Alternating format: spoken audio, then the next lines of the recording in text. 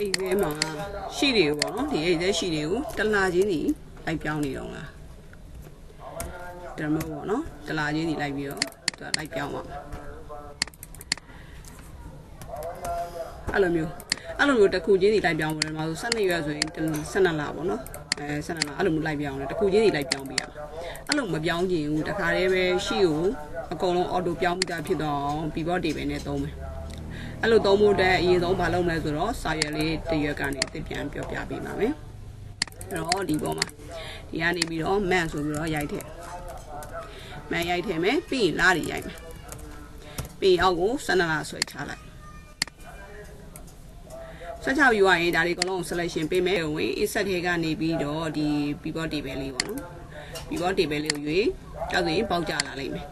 ဒီပေါက်ကြလာလို့ရှိရင် exact worksheet လေးကိုမှန်လေးချင်းပြီး location တွေမှာနေရာတစ်ခုရွေးပေးလိုက်ပြီး okay လို့ခေါ်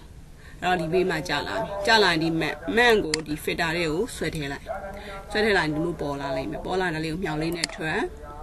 ပြီးသွားတဲ့အခါကျလို့ရှိရင်ဒီ pivot table ရဲ့အောက်မှာ option လေးရှိတယ်အဲ့ဒီ option လေးကိုထပ်နှိပ်ပြီးသွားရင် show report filter page ဆိုတာလေးကိုနှိပ်လိုက်မယ်ပေါက်လေးကြာလာလိမ့်မယ်ပေါက်လေးကြာလာရင် okay လို့ခေါ်လိုက်အောက်မှာ12လအပြည့်ပေါ်သွားပါလိမ့်မယ်နော်ဒီအောက်မှာ12လအပြည့်ပေါ်သွားပါလိမ့်မယ်နော်